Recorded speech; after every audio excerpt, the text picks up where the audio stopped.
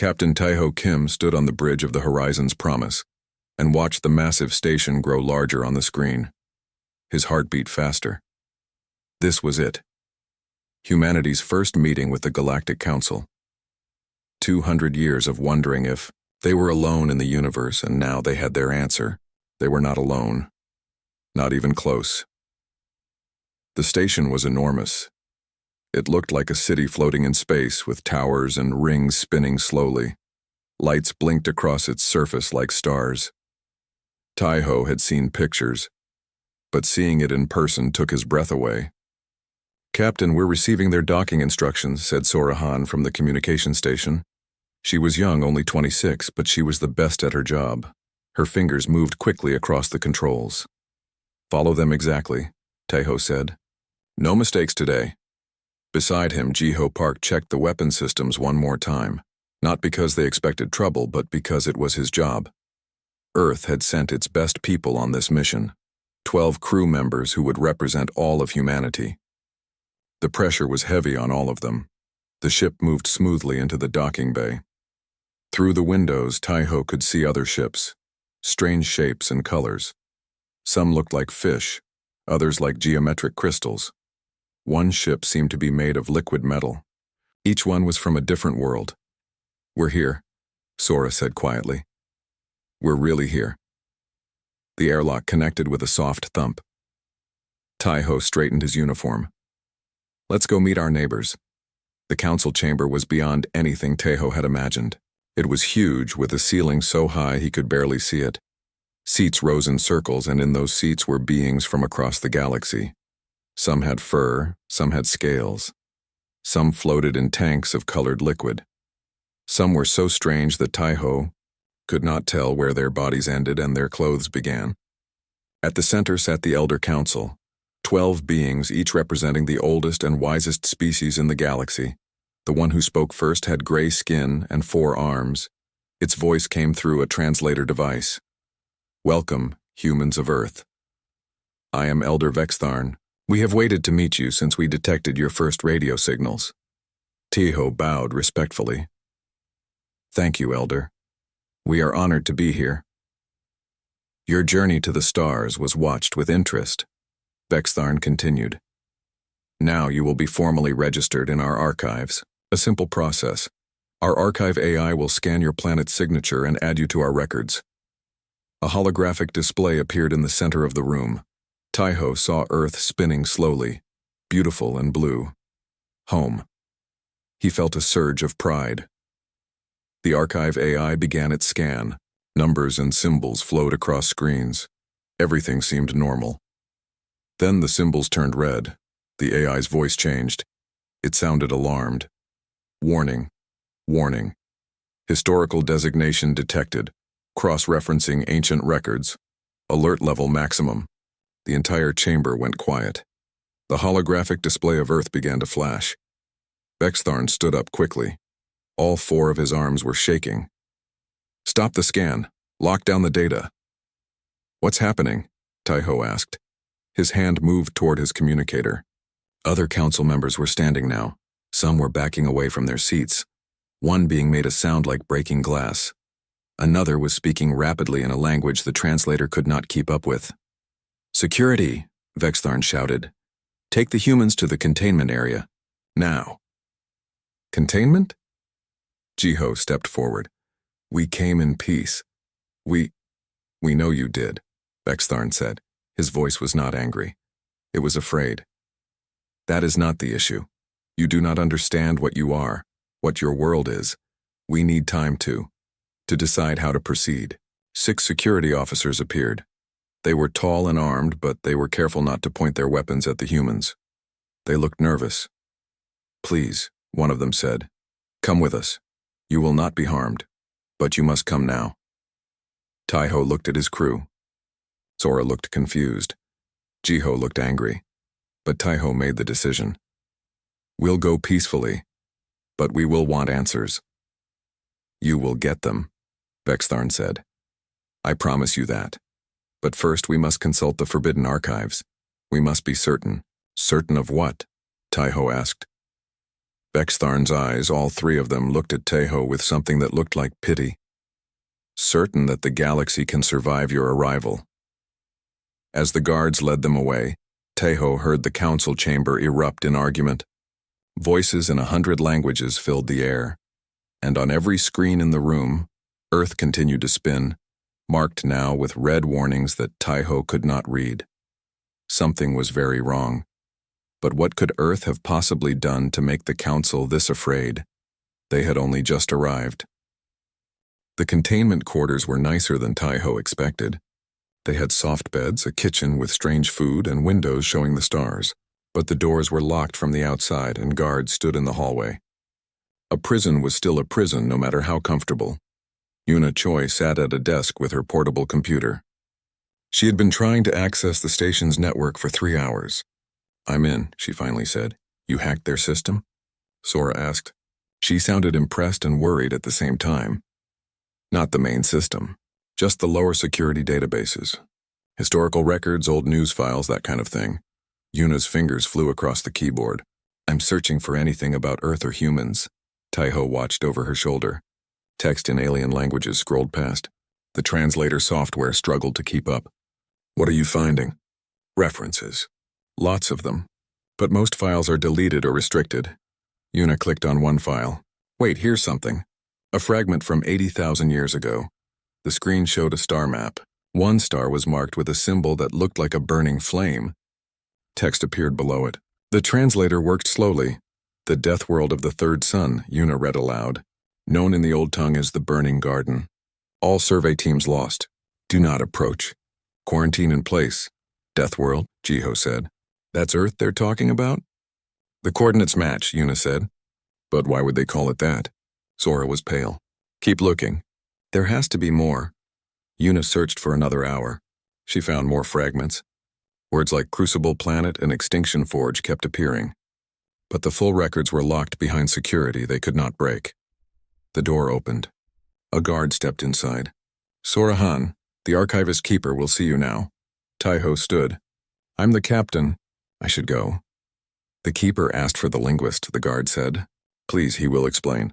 Sora looked at Tejo. He nodded. "Go. Find out what you can." The archivist keeper was waiting in a room filled with holographic books. His name was Morthas, and he looked old even though Sora had no idea how his species aged. He had wrinkled skin like tree bark and eyes that glowed faintly. "Sit, young human," Morthas said. His voice was gentle. "You must have many questions. Why are we here?" Sora asked. "What did Earth do wrong?" "Nothing wrong. That is the problem." Morthas waved his hand. A hologram appeared. It showed a planet covered in ice. "This is Vraxtor. 40,000 years ago, a species evolved there. The world had 3 times normal gravity. The radiation was deadly. Ice storms could freeze metal solid in seconds. But the Vraxtorn survived. They became strong. Very strong." "What happened to them?" Sora asked. "They reached the stars. And they were so powerful, so aggressive, that they nearly conquered the galaxy. It took an alliance of 2,000 species to stop them. Billions died." Morthas looked sad. "The Vraxtorn were from what we call a crucible world. A planet so dangerous that any species surviving there becomes extraordinary. And terrifying." Sora's stomach felt cold. "You think Earth is like that?" "Not like that." Morthas changed the hologram. Now it showed Earth. Worse than that. We have records going back millions of years. We scan planets, catalog them, map them. Your Earth appears in our oldest archives with a designation that translates to Krevashnar. The Forge of Nightmares. "That's just a name," Sora said, but her voice shook. "Names have meaning. Earth is not just a crucible world. It is the most deadly crucible world we have ever documented." Morthas began listing facts. "Your planet has survived 6 mass extinction events. Asteroid impacts that would sterilize most worlds. Supervolcanoes, ice ages, plague and disease. 99% of all species that ever lived on Earth are extinct. And yet life keeps returning, keeps evolving, keeps fighting. But we're peaceful," Sora said. "We came here in peace." The Vraxtorn said the same thing. At first, Morthas brought up more images. "Do you know what frightens the Council most? Not your weapons, not your ships. Your biology, your psychology." "I don't understand." Morthas showed an image of a wolf. You domesticated apex predators and made them your companions. You keep them in your homes with your children. Another image. A human running. You are persistence hunters. You chase prey until it dies from exhaustion. No other species in the council hunts that way. It is considered cruel beyond measure. Another image. A hospital. You heal from injuries that would kill most species. You have an immune system that fights diseases constantly. You drink ethanol as a recreational drug. It would poison most species. Sora felt dizzy. Everything Morthos said was true, but she had never thought of it as strange. It was just normal life on Earth.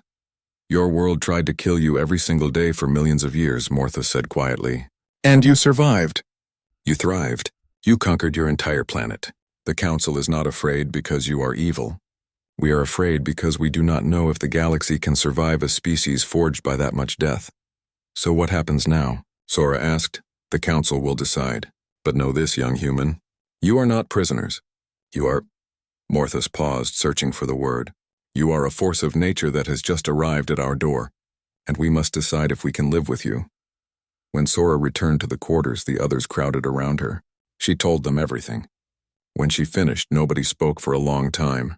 Finally, Taiho said, "We need to show them who we really are. Not monsters, not conquerors. Just people trying to find their place among the stars." But in the back of his mind, he wondered, if Earth really was the forge of nightmares, what did that make them? 3 days later, the Council called for an emergency assembly. Taiho and his diplomatic officer, Hana Lee, stood in the center of the great chamber. Every seat was filled. Thousands of beings from hundreds of worlds watched them. The air felt heavy with tension. Elder Vextharn spoke first. "Humans of Earth, we have reviewed the ancient records. We have consulted our wisest scholars. Now you must hear what we have learned, not as a trial but as truth." Hana squeezed Taiho's hand briefly, then let go. They both stood straight. A massive holographic display lit up the chamber. It showed Earth from space, beautiful and blue. Then the view zoomed in, showing forests and oceans and cities. The High Historian, a being made of crystalline structures that hummed when it spoke, began the presentation. "We will show you what your world is through our eyes. Perhaps you do not see it because you have never known anything else." The first image showed a chart. 99.9% of all species that have ever existed on your planet are now extinct. Most worlds have extinction rates of 40 to 60% over their entire history. Your world kills on a scale we have rarely seen. Another image. A massive rock falling from space. The Chicxulub impact, 65 million years ago. An asteroid struck your planet with the force of 1 billion nuclear weapons. It killed 75% of all life. Most worlds would never recover. Your world produced mammals, then primates, then you. The chamber was silent. Taiho felt strange seeing Earth described this way. But that was not the only extinction event, the historian continued. The Permian extinction killed 96% of all ocean life. The Ordovician extinction, the Devonian extinction, the Triassic extinction. 6 times your world nearly died. 6 times life returned stronger. More images appeared. A tornado. A hurricane. A tsunami. An earthquake. Your world has weather that would be considered weapons of mass destruction on peaceful planets. Winds that tear buildings apart. Waves that destroy cities. The ground itself shakes and splits open, and you build your homes there anyway. You simply try again. Hana spoke up. These things are natural. We cannot control them. No, the historian agreed. You cannot control them, but you survive them. You adapt. That is what makes you extraordinary. The display changed to show animals. A lion, a bear, a crocodile, a shark. Your world has mega predators in every environment. Land, sea, air, and more. Show them.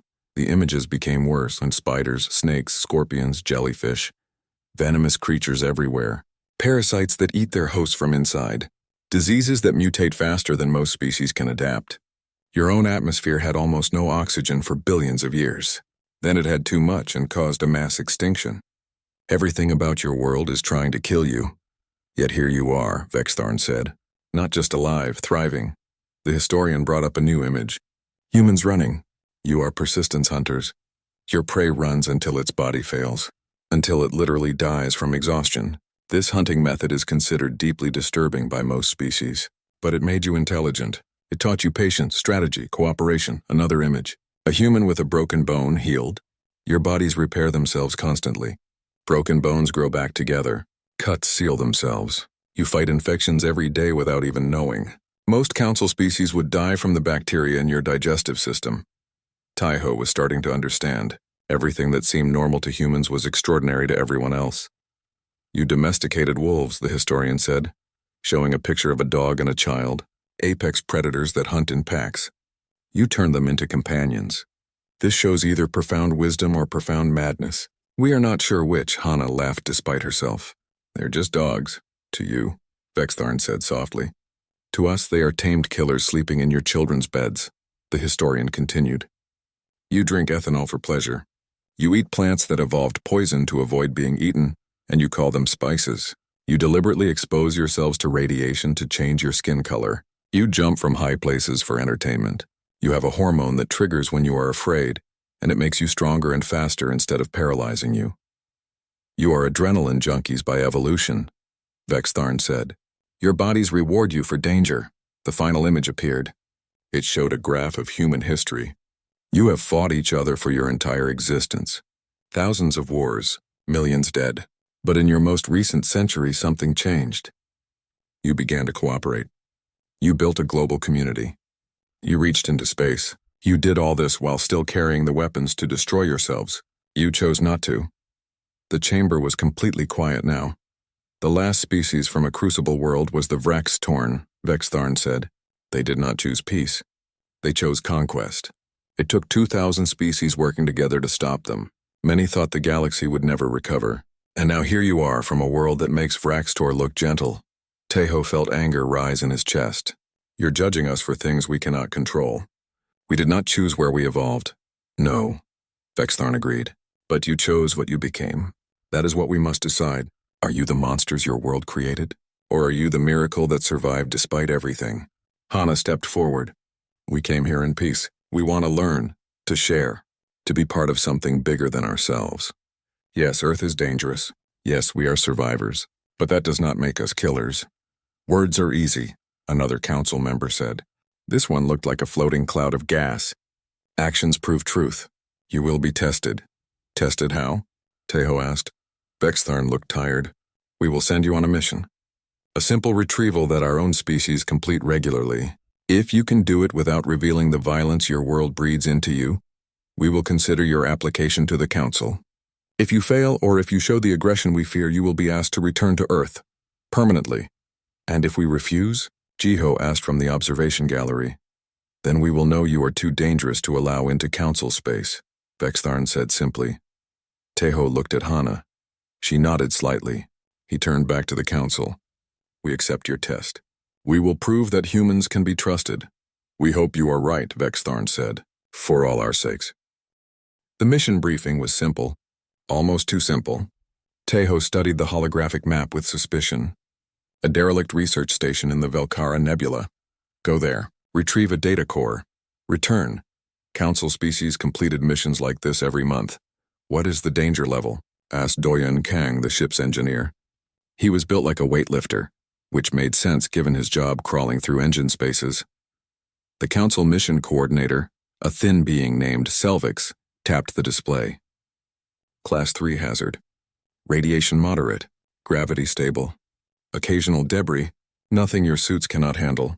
Then why is the station abandoned? Narisong, the pilot, leaned forward. She had flown everything from cargo ships to military fighters back on Earth. Equipment failure. The crew evacuated. Standard procedure. Selvix seemed nervous. The data core contains research we need. But the recovery is not urgent. Take your time. Be cautious. Bomi Kwan, the medical officer, raised an eyebrow. You are testing us to see if we are too aggressive. But the mission is safe. What is really going on? Selvix looked at her with what might have been respect. The mission is safe by council standards. Your reaction to council-level danger will tell us if you can coexist with us. That is all. 4 humans boarded a small shuttle. Taiho commanded. Nari piloted. Doyan handled engineering. Bomi managed medical and scientific instruments. Elder Vextharn and 2 other council observers came with them but stayed in a separate sealed cabin. The flight to the nebula took 6 hours. The space was beautiful with purple and blue clouds of gas glowing softly. The derelict station floated in the middle, dark and dead. Scanning now, Bomi said. The station structure is stable. Atmosphere is breathable but contaminated. Radiation is elevated but within safe limits for our suits. Good, Taiho said. Nari, take us in slowly. The shuttle docked with a soft clang. Doyen checked the seal. We are secure. Equalize pressure and we can board. They put on their EVA suits, standard equipment for space work. Nothing special. Through the window, Taiho could see the observers watching them carefully. The station interior was dark. Their lights cut through the shadows. The hallways were narrow and cold. Equipment floated in zero gravity, bumping softly against walls. Data core should be in the central computer room. Doyen checked his tablet. 3 levels up. They moved through the station. Everything was quiet except for the sound of their breathing and the creak of metal. Nari hummed softly to herself, an old song from Earth. Then Bomi stopped. Wait, I'm picking up biological readings. The crew evacuated, Taiho said. The station should be empty. These are not crew signatures. Bomi adjusted her scanner. Multiple contacts, small, moving in groups. They are between us and the computer room. Through the comms, they heard Selvix's voice. You have encountered Skresh. Small parasitic creatures. They infest abandoned stations. Council protocol is to evacuate immediately and mark the station for sterilization. You should return to the shuttle now. Taiho looked at his team. How dangerous are these Skresh? They attach to hosts and lay eggs. The eggs hatch inside the host body. Death is inevitable once infected. They are highly aggressive. Council species consider them a Class 5 threat. Selvix sounded worried. Please return. The mission is not worth your lives, Nari laughed. Class 5? What does that mean in real terms? Fatal if encountered without proper containment, Selvix said. Bomi was checking her medical database. She pulled up an image of a Skresh. It looked like a large insect about the size of a cat with sharp mandibles and a stinger. So they are like wasps, Nari said. Big space wasps? Wasps? Selvix sounded confused. We have insects on Earth called wasps, Doyen explained. They sting. Some lay eggs in other insects. We have learned to deal with them. These are not insects, Selvix insisted. These are Class 5 parasitic xenomorphs. Our suits are sealed, right? Taiho checked his seals again. Everything was secure. They cannot get through the material. The suits are rated for Skresh attacks, yes, Selvix admitted. But Council protocol is still to evacuate. The psychological stress of encountering them is considered too high. Taiho made a decision. We are continuing to the computer room. We will avoid the Skresh if possible. If we encounter them, we will defend ourselves safely. This is madness, Selvix said. This is Tuesday, Nari muttered, and Doyen snorted with laughter. They moved carefully through the station. The Skresh were easy to avoid. They clustered around warm spots where equipment still had residual power. The humans simply took different corridors. At one point, 3 Skresh blocked their path. The creatures hissed and rattled their mandibles. Doyen stepped forward and banged his wrench against the wall. The loud noise scared the Skresh. They scattered. Noise discipline, Selvix said weakly over the comms. They are just bugs, Doyen said. Big bugs, but still bugs. They reached the computer room. The data core was exactly where it should be, locked in a protective case. Doyen pulled out his tools and began the extraction. It took 20 minutes of careful work. Got it, Doyen said, holding up the core. Let us head back. On the return trip, they encountered more Skresh. A whole swarm of them filled a corridor. There was no way around. Return to the computer room and wait for extraction, Selvix said. We will send a council security team. It will take 6 hours. Or, Nari said, we could just walk through. The Skresh will attack, Selvix warned. They will try, Nari agreed. She pulled out a flare from her emergency kit. Bomi, you have that compressed air canister? For equipment cleaning, yes. Perfect. Taiho, Doyen, you ready? Taiho understood. Ready. They moved forward as a group. When the Skresh attacked, Nari lit the flare. The bright light confused them. Bomi used the compressed air to blow them away. Doyen and Taiho simply pushed through, their suits protecting them from the stingers. It took 2 minutes to cross the corridor. A few Skresh managed to land on their suits, but Doyen brushed them off like dust. See, just bugs. They returned to the shuttle. The observers stared at them through the window. Selvix's face was difficult to read, but he looked shocked. Mission complete, Taiho reported. Data core retrieved. No injuries. Total time, 4 hours, 15 minutes. The return flight was quiet. Finally, Vextharn spoke over the comms. The average council team takes 12 hours for that mission, if they attempt it at all. Most abandon the mission when scresh are detected. Why? Nari asked genuinely. They are not that dangerous if you are careful. Not that dangerous, Vextharn repeated slowly. You encountered a Class 5 threat and called it not that dangerous? Bomi shrugged. We have mosquitoes on Earth that kill millions of people every year. These scresh are scary, but they are not that different. Silence from the observers. Tejo suddenly understood. They had not failed the test. They had passed it too easily. And that frightened the council even more than if they had failed. What seemed terrifying to the galaxy was just another Tuesday to humans from Earth. News of Earth's true designation spread through council space like wildfire. Within days, every species in the galaxy knew. The humans were from Krev Ashnar, the Forge of Nightmares, the most dangerous death world ever documented. Reactions came in from across the galaxy. Some species demanded immediate quarantine. Others wanted humanity banned from council space entirely. A few military species sent messages requesting alliance and training partnerships. Most were simply afraid. On the station, Tejo watched the news feeds with his crew. One broadcast showed a protest on a council member world. Thousands of aliens held signs demanding human deportation. Another showed a talk show where experts debated whether humans could control their violent nature. They make us sound like monsters, Sora said quietly. They are afraid, Hana replied. Fear makes people react badly. We know that better than most. Back on Earth, the news caused chaos of a different kind. Admiral Hyun Yoon stood in the United Earth Government Council chambers and reviewed the data the Galactic Council had sent. Dr. Suman Park, the leading xenobiologist, stood beside him with a tablet full of analysis.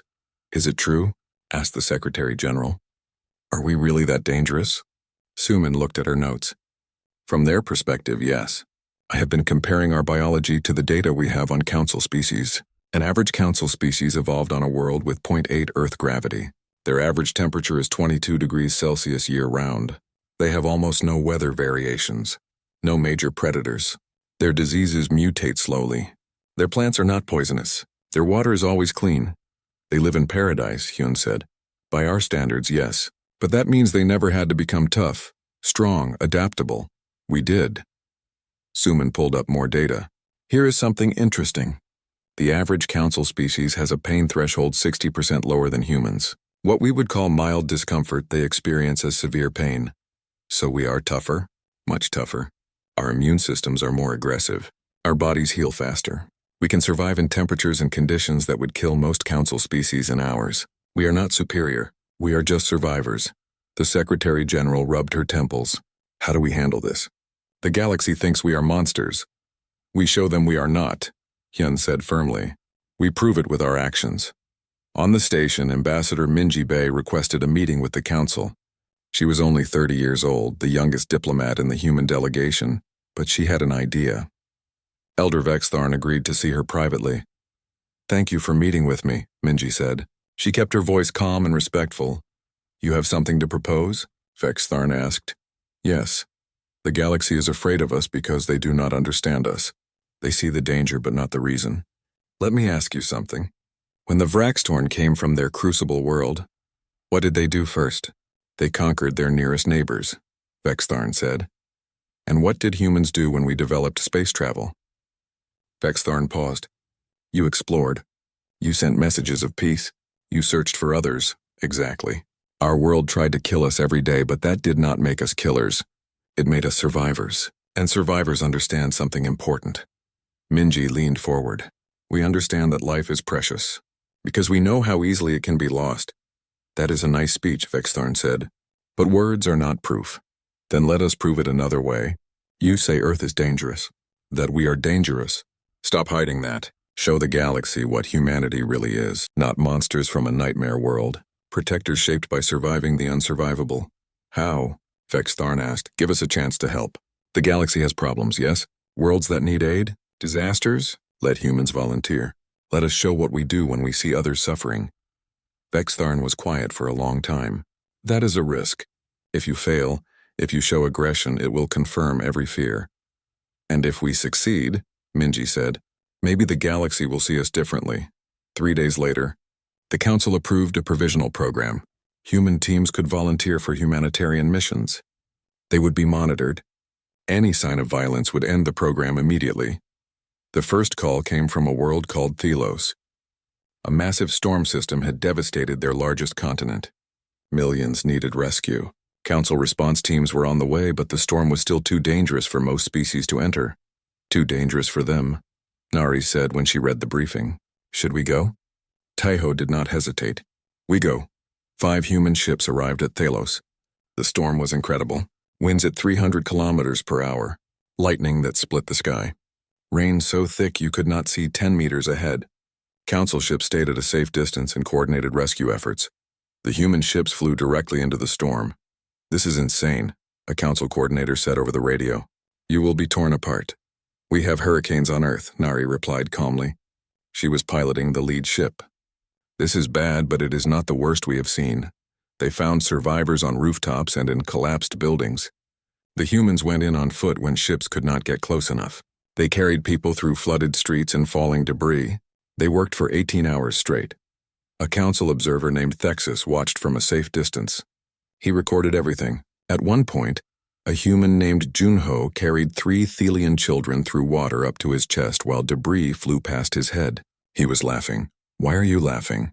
Thexus asked over the radio. Because we made it. Junho shouted over the wind. These kids are safe. The humans saved over 10,000 lives that day. They lost no one. When the storm finally cleared, they emerged exhausted but smiling. The video of the rescue spread across the galaxy faster than any news report. People watched humans running into danger that council species fled from. They watched humans sacrifice their comfort and safety for aliens they had never met. More requests came in. A mining accident on Velo Station, a disease outbreak on Curvin IV, a collapsed tunnel on Nexar 7. Each time human volunteers responded. Each time they succeeded where council teams struggled. Dr. Suman led the medical team on Curvin IV. The disease was resistant to most council treatments. But human immune systems had fought similar diseases before. Suman studied the disease and developed a treatment using techniques from Earth medicine. Your immune system research is centuries ahead of ours, a council doctor said in amazement. We have to be, Suman replied. Earth gave us no choice but to learn. Engineer Kyung led the rescue on Nexar 7. The tunnel collapse trapped miners a kilometer underground. Council equipment could not handle the unstable ground. But Kyung had worked in Earth's deepest mines. He knew how to shore up unstable tunnels. He went in personally to bring people out. You could have died, a council engineer said. So could they, Kyung replied simply. After 3 months, Ambassador Minji met with Elder Vex Tharn again. The elder looked different, less afraid, more thoughtful. Your people have saved over 100,000 lives, Vex Tharn said, in situations we considered too dangerous to attempt. We did what needed to be done, Minji said. Yes, that is what concerns me. Vex Tharn pulled up data. You go where we cannot. You survive what would kill us. You succeed where we fail. This confirms that you are from a forge world. But, Minji asked, but it also shows us what kind of people that forge created. Not conquerors. Not monsters, helpers, protectors, people who run toward danger to save others. Vex Tharn looked directly at her. Perhaps we have been asking the wrong question. Not whether you are dangerous, but whether we can afford not to have you in the galaxy. Minji felt hope bloom in her chest. Does that mean? It means the council will vote on your membership, soon. And I believe the vote will surprise you. For the first time since arriving, Minji allowed herself to believe. Maybe humanity had found its place among the stars after all. The attack came without warning. The Skrill swarm, a hive mind species that lived at the edge of council space, suddenly broke through the defensive lines. 3 entire star systems fell in the first day. Billions of beings fled before the advancing swarm. The council emergency session was chaos. Ships were being destroyed. Colonies were being overrun. The Skrill were not like other enemies. They did not negotiate. They did not stop. They consumed everything in their path and moved on. We must fall back to the inner defensive lines, one council member said. Evacuate everyone we can. Hold at the Carvex system. That means abandoning 12 billion people, another protested. Better than losing everything. The Skrell cannot be stopped by conventional means. We learned this in the last war 300 years ago. We barely survived then. Taiho listened from the human observation gallery. Beside him, Admiral Hyun had arrived from Earth with humanity's full military fleet. 12 ships. Modern by Earth standards, but tiny compared to the thousands of ships the Council commanded. We have to help, Taiho said. With 12 ships? Hyun looked grim. What can we possibly do? More than nothing. Taiho stood. Request permission to address the Council. 5 minutes later, Taiho stood in the center of the Council chamber. All eyes were on him. Earth would like to volunteer our fleet to assist in the defense. Silence. Then someone laughed. Not cruelly, but with disbelief. You have 12 ships. The Skrell are destroying hundreds of our vessels. What can you possibly accomplish? Let us try, Taiho said simply. Elder Vextharn looked at him for a long moment. You understand this is not a rescue mission. This is war, real war. You will face an enemy that wants to kill you, that wants to consume entire worlds. Can your people handle that? Our world tried to kill us for millions of years, Taiho said. We are still here. The Council voted. It was close, but they agreed. Humanity's fleet would join the defense. Commander Seok Han led the human tactical fleet. He was a veteran of Earth's naval forces, hard and smart. He gathered his captains on a video call. Listen carefully. Council forces fight from a distance. They use long-range weapons and try to minimize damage. We cannot fight that way. We do not have their numbers or their firepower. So what do? Asked Captain Inha Park. We fight like humans, Seok said. Close quarters, fast, aggressive. The Skrell are used to enemies who keep their distance. We are going to surprise them. The battle plan was insane by Council standards. Human ships would break through the Skrell lines and engage at point-blank range. They would board enemy vessels. They would use tactics that risked their own ships to maximize damage to the enemy. This is suicide, a Council admiral said when he saw the plan. This is war, Seok replied. The human fleet jumped into the battle zone. The Skrell swarm was massive. Thousands of organic ships that looked like they were grown rather than built. They moved in perfect coordination, the hive mind controlling them all. Council ships fired from long range, energy beams and missiles. The Skrell ships absorbed the damage and kept coming. Their strategy was simple. Overwhelm with numbers, wear down defenses, then swarm and consume. The human ships accelerated directly toward the Skrell lines. What are they doing? A Council observer shouted. The humans opened fire at close range, much closer than Council tactics allowed. Railguns and kinetic weapons that needed proximity to work effectively. The first Skrell ship exploded, then another. The humans were not running. They were attacking. Proximity alert warned the AI on Seok's ship. Collision imminent. Brace for impact, Seok ordered calmly. His ship rammed directly into a Skrell vessel. The collision tore through the organic hull. Human marines in armored suits poured into the breach. They fought through corridors filled with Skrell warriors. Hand-to-hand combat in zero gravity. Soldier Dae Cho led his squad through the enemy ship. The Skrell were adapted to their toxic atmosphere. They expected it to kill invaders. But human suits were sealed. The Skrell bioweapons that paralyzed Council species just made humans dizzy. Keep moving, Dae shouted. They fought their way to the ship's core, planted explosives, and evacuated. The Skrell ship detonated from the inside. Across the battlefield, human ships were doing the impossible. They took damage that would cripple Council vessels and kept fighting. They used their own ships as shields to protect Council forces. They fought in radiation and extreme temperatures that the Council considered unsurvivable. Pilot Yuri flew her fighter through a debris field that was supposed to be impossible to navigate. She destroyed 3 Skrell ships before taking a hit that blew off half her wing. She still managed to limp back to the carrier and land. How are you alive? The deck officer asked. Because I am not dead yet, Yuri replied and passed out. She woke up 4 hours later and asked when she could fly again. The battle lasted 3 days. Human casualties were severe. 4 ships destroyed, 2 more heavily damaged, over 2,000 crew members dead or wounded. But they had done something the Council thought impossible. They had stopped the Skrell advance. The Skrell retreated. For the first time in 300 years, they retreated. The hive mind had learned that humans did not fight like other Council species. Humans fought like prey animals that had become predators. Desperate. Savage. willing to die to protect others. When the human fleet returned to the council station, something had changed. The docking bay was lined with beings from 100 species. They stood in silence as the damaged ships came in. Then, as the first human crew members emerged, someone started clapping. Then another. Then thousands. It was not applause for victory. It was recognition. The galaxy had seen humanity fight. They had seen humans sacrifice themselves for people they barely knew. They had seen what the Forge of Nightmares created when it created humans, not monsters, warriors, protectors, people who would stand between the darkness and the light, even if it killed them. Admiral Hyun stood with Taiho on the observation deck. Below, medical teams were carrying the wounded to hospitals. Engineers were assessing the damaged ships. Families were mourning the dead. "We lost so many," Taiho said quietly. "We saved billions," Hyun replied.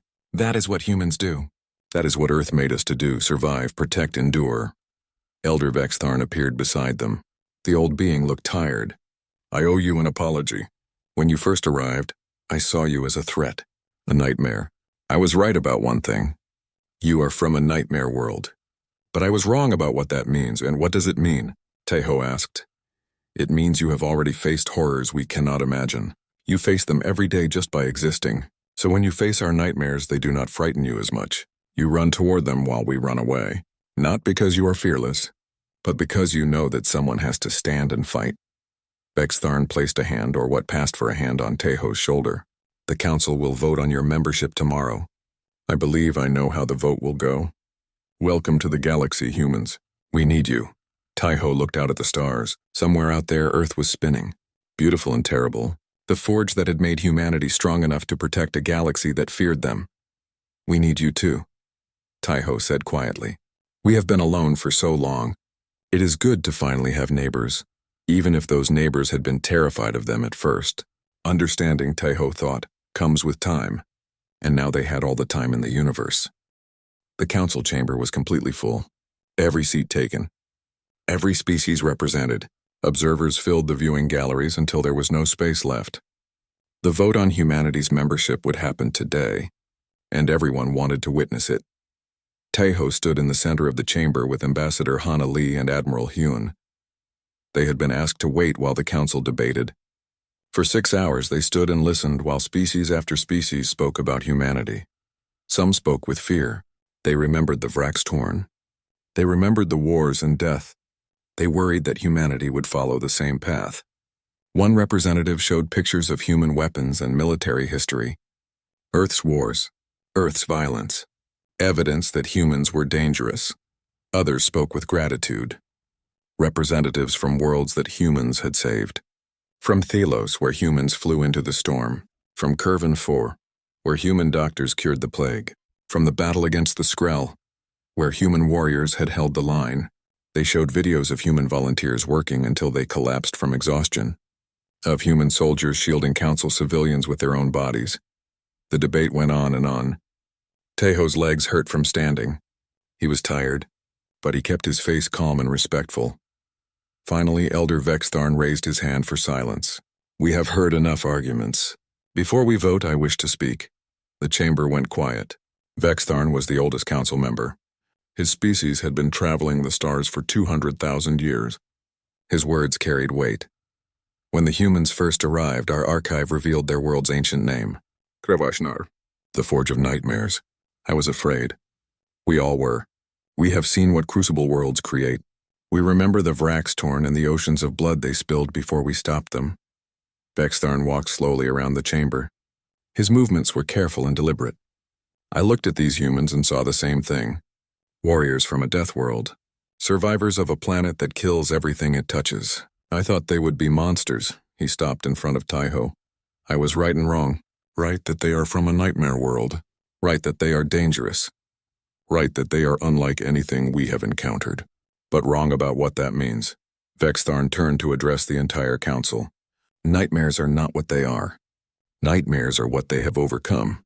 Every single day of their existence. For millions of years, Earth tried to kill them. Asteroids, ice ages, predators, diseases, extinction events that would sterilize most worlds. And humans survived. Not by becoming monsters, by becoming protectors. He gestured to the display screens showing videos from the Skrull battle. Human soldiers fighting and dying to save Council citizens. They learned that life is precious because they know how easily it can be lost. They learned to protect others because they know what it means to be vulnerable. Earth made them strong not to conquer, but to endure. And now they endure for us. Vextharn returned to his seat. I propose we give Earth a new designation. Not to erase what they are, but to acknowledge what they have chosen to become. I propose we call their world Kravash Narthol, the forge of nightmares that defends. Silence. Then someone began to tap their seat. Another joined. Then hundreds. It was the Council's way of showing agreement. The sound filled the chamber like rain. Let us vote, Vextharn said. The vote was not close. Of the 12 Elder Council members, 11 voted yes. Only one voted no, and that representative apologized, explaining their species had religious reasons for maintaining isolation. Of the broader council, representing over 800 species, 743 voted to admit humanity. It was one of the most overwhelming votes in council history. The chamber erupted in noise. Some cheered, some were silent. But the decision was made. Humanity was now a full member of the Galactic Council. Taiho was asked to speak. He walked to the center podium. His hands shook slightly. The weight of speaking for all humanity pressed down on him. He took a deep breath. Thank you, he said simply. We came to the stars hoping to find friends. We did not know you saw us as monsters. We did not know our world had a reputation. To us, Earth is just home. Beautiful and terrible, yes. But home. He looked around the chamber. You were right to be careful.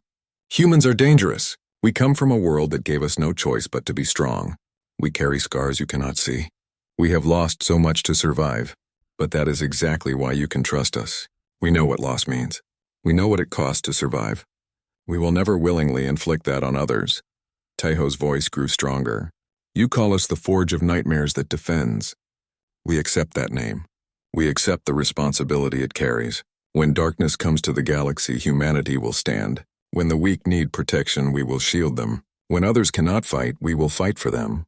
Not because we are monsters, but because we are survivors. And survivors protect those who cannot protect themselves. The chamber was absolutely silent now. Every being listened. Earth did not name itself a Forge of Nightmares. The universe did that by trying to kill us for millions of years and failing. We did not choose to be strong. We chose what to do with that strength. We chose to use it to help others.